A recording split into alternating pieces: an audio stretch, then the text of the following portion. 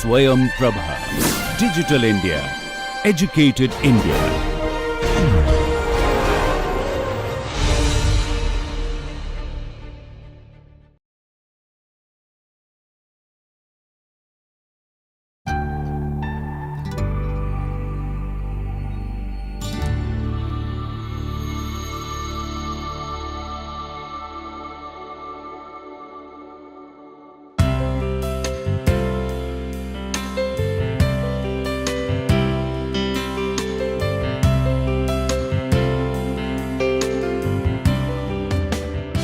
Welcome to the course, Disaster Recovery and Build Back Better.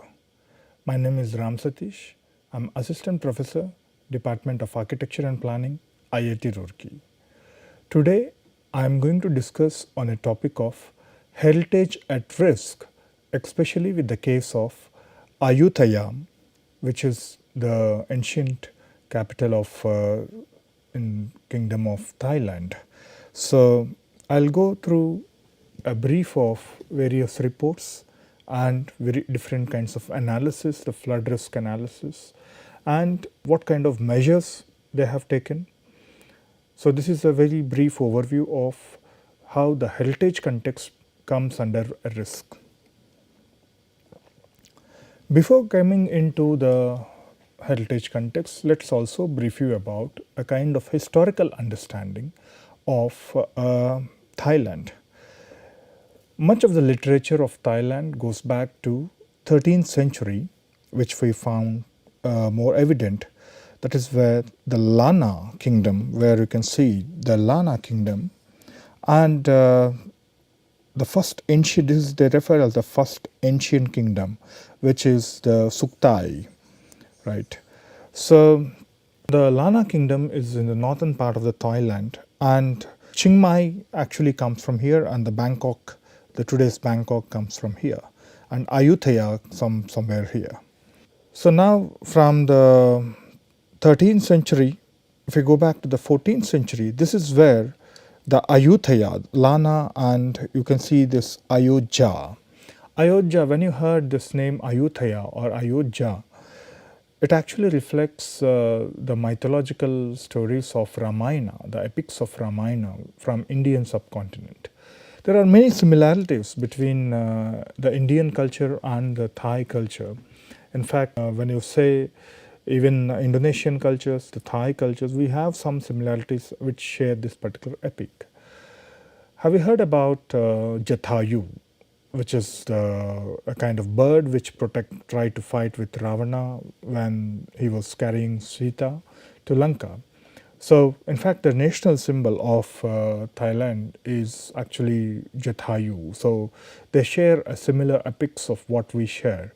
And it also reflects to the birthplace of Rama. I mean, there has been various studies, like there's a document on locating Lanka, where they discussed about different understandings of how Ayodhya has been positioned both in Thailand and as well as in the Indian continent.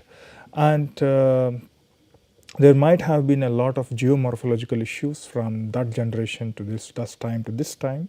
So maybe we never know how was the situation at that time, but the story has been reflected and has been continued for generations and generations even today.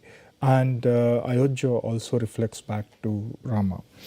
And this is a friend of mine, Burin Taravik Chetukun from Thailand. He actually worked on the Thai identity, and I could able to see that, gather some information from his work, basically on the historical aspects of it. So now the Suktai have gradually becomes the Ayodhya, this is the Ayodhya kingdom, and which is about a century after, 13th and 14th century. And now the Chiang Mai plus Siam, which is the Siamese on the 20th century. So now this whole thing has been now into the Siam, and now the Lana part has been very limited. And that is where the Chiang Mai, which is still reflecting its traditional identity and the cultural resources. So this is how the overall understanding of how the historical layers have been framing Thailand.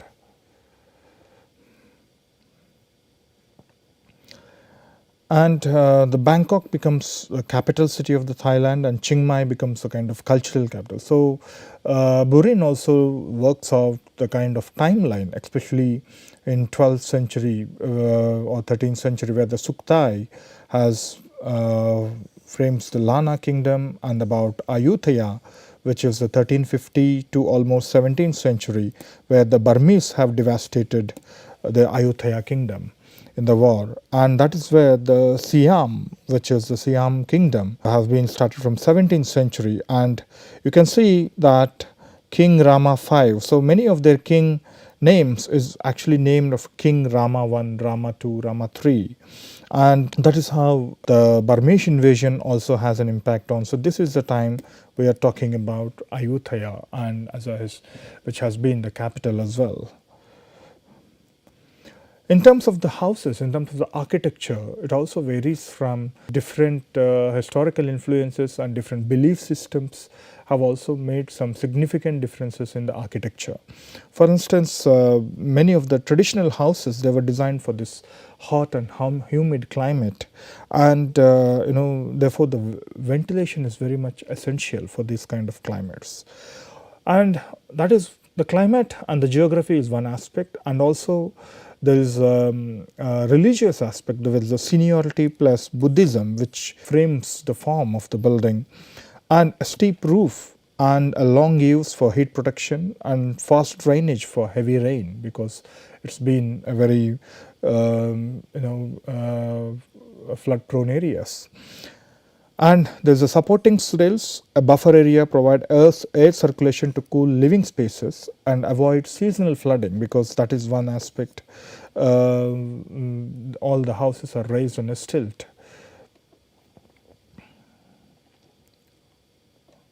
So this is how a traditional houses in the central parts of Thailand, which you see, like you have the whole house is raised in stilts, and that is how the whole program. And in Chiang Mai and Bangkok, these are the two important places one has to look at it, because this is more of a kind of metropolis, a capital city, and this is more of a cultural capital. And the Lana house and the Siamese house, how they differ, in terms of their orientation and in terms of their organized, like you have the chan, they call it the terrace, the ten, veranda, and the kitchen has been little isolated from it. And that is how, this is the kitchen and this is the chan, where they do even some kind of agricultural activities like taking out the seeds and other things. And this is how the common terrace, so this is a very slight difference in terms of the layout. And the Lana house is very much linked to the animist approach, the animist beliefs systems. That is where they try to portray that in the shape of a buffalo, because they believe in animism, which is providing the protection and happiness to the family. Whereas the Siamese house and the Thai house, it reflects to the spiritual aspects of the highest goal, of the Buddhism, which is talking about the nirvana. And then we come to the Ayutthaya, which has been an ancient kingdom. As I said to you, it also reflects some stories about the Rama, the birthplace of Rama in Ayodhya, but in Thai, it has been founded in 1351 by King Yu Thong, who went there to escape a smallpox outbreak in Lopburi and proclaimed it the capital of his kingdom. And this is often referred as Ayutthaya kingdom or Siam. So that is where the Ayutthaya has become the second Siamese capital after Suktai, with the Suktai which I showed you earlier. So this has become more of the second capital. And this city is located at the junction of Chao Phraya and Lopburi and Pasak rivers. So it is almost a kind of delta kind of thing. So this particular historic city has some religious meanings and a historical understanding to it, and there is a cultural significance and cultural integrity, and there is a cultural context which actually frames this historical city. And this has been, in 17th century, it has been destroyed by the Burmese military, and then later on it has been converted as a Ayutthaya Historical Park, when it has been recognized as a UNESCO World Heritage Site. And this is where it has reflected with its outstanding universal value, where we talk about OUV. I'm going to refer about mainly 2 to 3 important documents, and this particular paper, which talks about the disaster aspect of it, where the flood risk assessment in the areas of cultural heritage and how it has been applied in the Ayutthaya. So this is a group of authors which work that has been published in Natural Hazards, and Wojunek and Michael Hammond, Daria Golub, Suyane Horensley and others, they have actually published. This is a very recent document. So first they talk about what is a flood risk assessment, because that is FRA, we call it as flood risk assessment. That is a very basic key tool as a traditional approach, to understand and managing the flood risk. So if you look at the FRA techniques, much of the work has been mostly focused on the quantitative aspects or the target based aspects, how much has been impacted, or the cost of damage to the property and the business disruption, and either it may be quantified in financial terms. And when it talks about these quantifiable impacts, do not reflect the entire effects of flooding, that, like for instance, there are not only about the monetary aspects, there's a physical aspect, and there is also to do with the non-monetary aspects of it, the intangible aspects of it. So this is where the loss and life, loss of cultural heritage, which has been often neglected in the FRA tools. So when we say about the hazard assessment of any floods, that is where the hydrologists, they talk about many hydrological models, when it's a 1D model, the 2D models, and which actually talks about represent the process by which rainfall is converted into the surface runoffs. So how much water, volume of water, and how much surface runoff is carried out. So this is all about the quantitative aspect of it, and the modeling and the simulation aspect of it. Whereas in the vulnerability assessment, it is often assessed using the site specific indicators or measurements.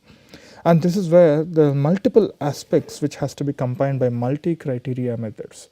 There is also the qualitative aspects, there is also the financial aspect, there is a livestock, there is livelihood, there is human loss, there is a property damage, there is infrastructural damage. So it's a different sets of impact situations which we consider varies from site to site, but in this kind of conditions we need to look at the culture as an important cultural vulnerability.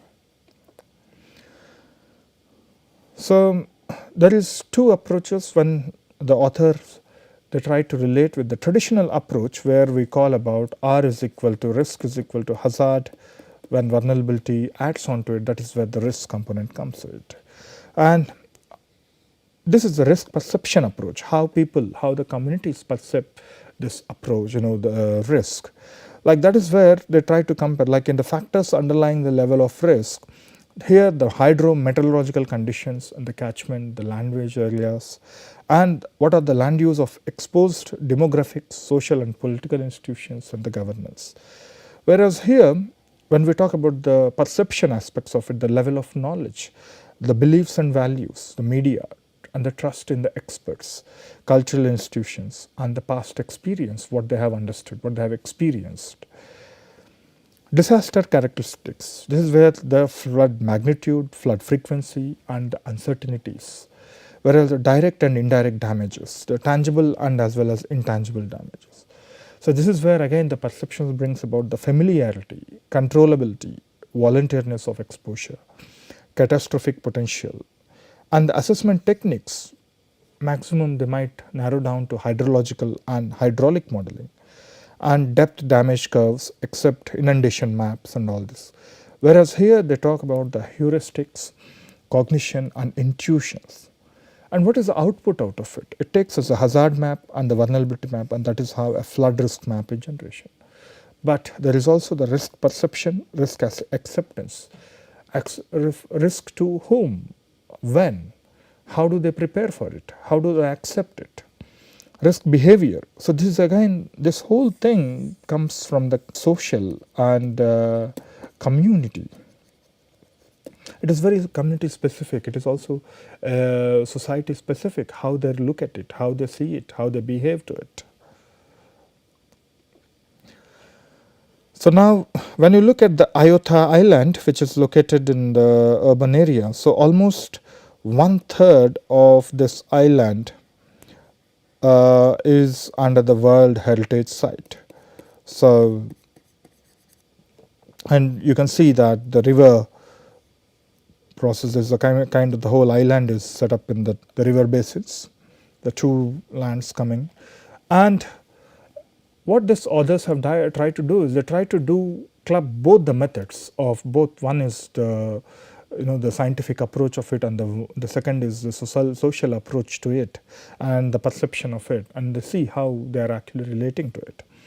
Like, it's about a 1D model. This is a 1D model of 52-kilometer stretch of Chayo Praya River, and which has a number of tributaries that include Lopuri, Pasak rivers, which actually meet at Ayutthaya. But they also collected a lot of rainfall data and 4 rain gauges, and then this 1D model is coupled with a 2D model of the urban area to investigate the propagation of excess flood offer, that is where how much an inundation is created, and from the 1D river system of Pasak, Lopuri and Chao Praya rivers into the using, and they use the software of DHI Mike Flood software. So here what you can see is that the intensities, this is about they developed this contour topography of Ayutthaya land derived from 2-meter grid scale resolution from the satellite data, and how it can actually create the inundance areas. Then the physical vulnerability. So there's for assessing the physical vulnerability, 4 different classes of the built environment are identified: residential buildings, cultural properties, and the critical infrastructure, and the roads, the connectivity. And within each group, they also categorize the vulnerability part of it: low, medium and high. So if you look at it, the pillared house in the residential buildings, they are subjected to the medium, but whereas in the high, which is a 1-story house which is based on the land, they are subjected mostly to the high risk. Similarly, in the cultural properties which has been submerged, they are not restored, and whereas the archaeological remains, and whereas some of these properties which are restored back. Critical infrastructures includes hospitals, police stations and ATMs, water supply, and they are all subjected to the high risk. And the roads, which is the asphalt roads, which are in the low risk, and gravel roads and unpaved roads, which are more into the high risk. That is how the categorization of the built environment into 3 vulnerable classes. And then coming to the social approach, what they did was they divided into 8 sectors, the whole region into the 8 sectors. Like you can see the river delta which is forming out, and the whole heritage property is about here. And what they did was they divided this whole territory, residential territory, into 8 sectors, and the community representatives from each sector formed a group to accomplish the group mapping exercise. So there's a huge exercise what they did developed in each sector and collected a lot of inventories and the data. So the biggest difficulty here is comparing the 2 maps because of their spatial data format. One is the traditional flood risk map uses the 1-meter raster grid cells, whereas the risk perception map is based on the polygons of varying sizes. So that is where it's difficult to compare the same set of spatial data.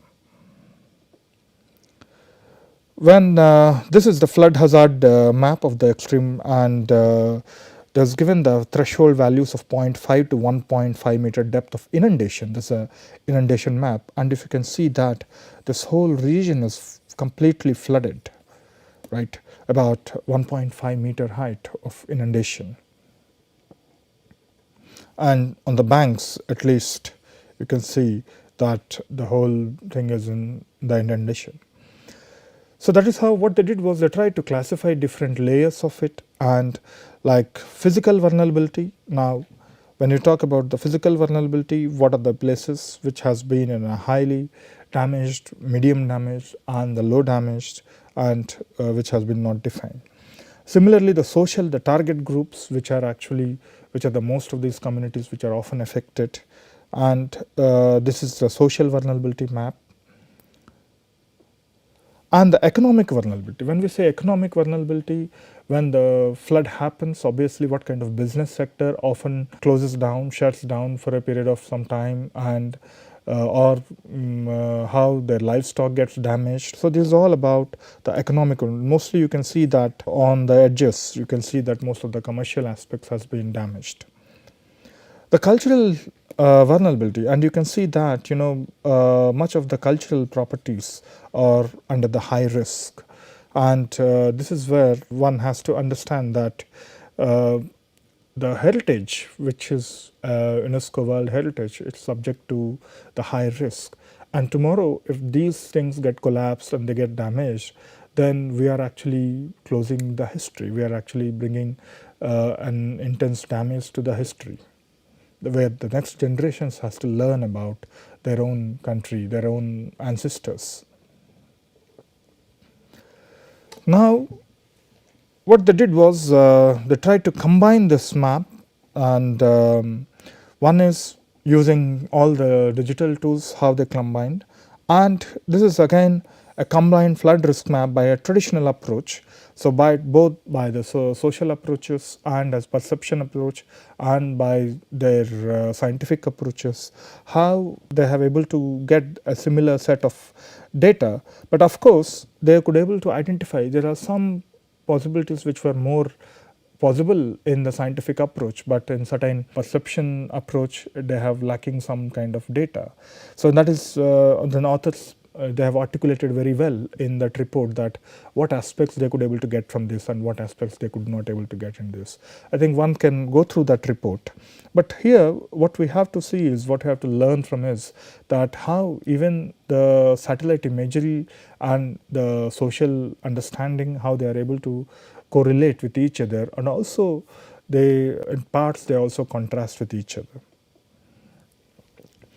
I mean, till now I talked about the flood analysis part of it and how different techniques have been used by various authors.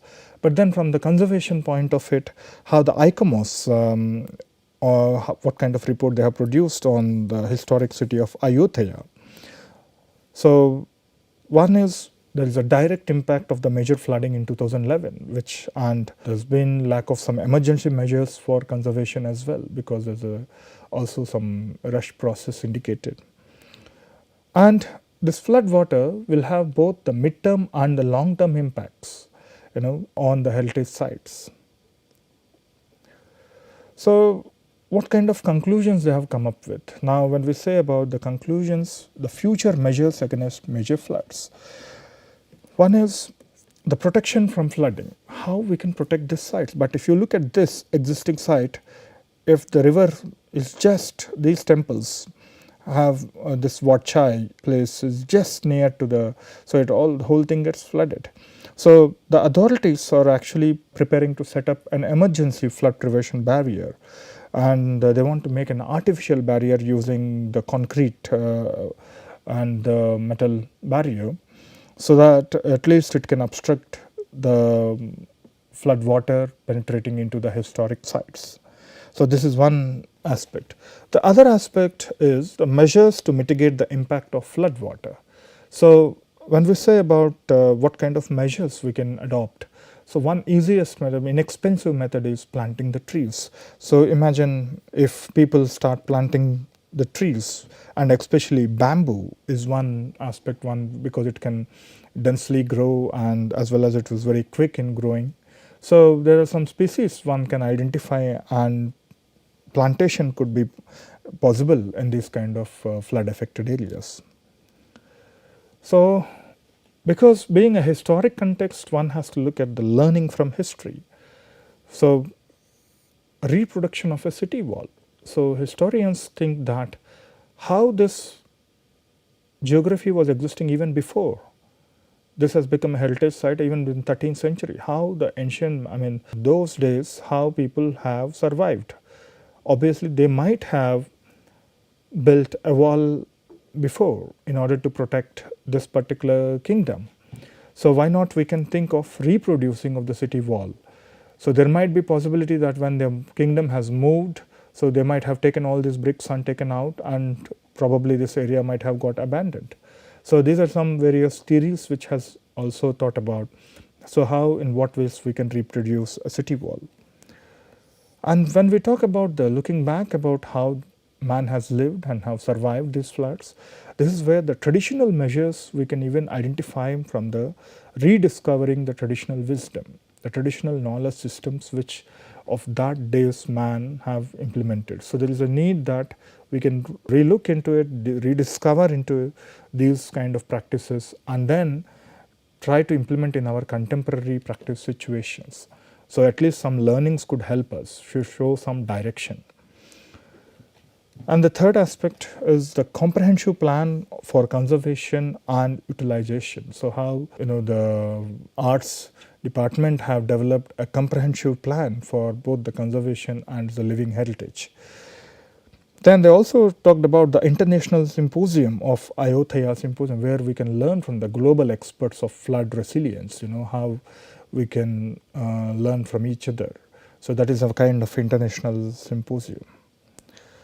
So some of the photographs, I'll go through it, and then so there's a new square basis which has been constructed using some concrete tie beams. And what they tried to do is they made a basis with the tie beams, the rails plinth, and then they covered with the brick part of it. So in many places, that is one thing, the authentic question, why is there any particular scientific study which says that why we have to go with the tie beam, why not a traditional, so how they come to that kind of conclusion. And the question of authenticity also comes into the picture, and is it a right way of a conservation practice. So there are many questions in this particular practice which comes. And these are all again the new constructed plinths, and whether is it the only method we have going back with the structural understanding, or how the traditional understanding has been overlooked. These are some aspects we can look at. And conservation philosophy and execution should ideally converge, because on one side we are talking about the authentic heritage, on the other side we have to talk about how to protect it. So they has to really come together. Now, these undulating brick layers, not the best of the workmanship. For instance, if you ever look at these kind of circular mounds, even in Andhra, you can see in Ghantasala, where this similar kind of structures, stupas have been, brick stupas have been constructed, where the brick sizes were very different, the brick component is very different, and even the bonding, you can see that how the bonding could be also worked out so that the load could be transferred easily. And you can see that a lot of improvement could be done, because whatever they have done, it's still one can see that the bonding has not been appropriately taken care of, even the material component on the brick sizes. And also the material, the composition of mortar, the lime and the old and new lime mortar. So one can see that the basic fundamental difference of it. Of course, in conservation, we also have to make sure that what has been added later, it has to reflect, because it all varies about the context where we are applying and what context, what we want to show and what we need to show. That is how the whole conservation and management plan has to talk about. And replastering in patches, like you can see that this many of the things have been replastered and different patchwork has been done.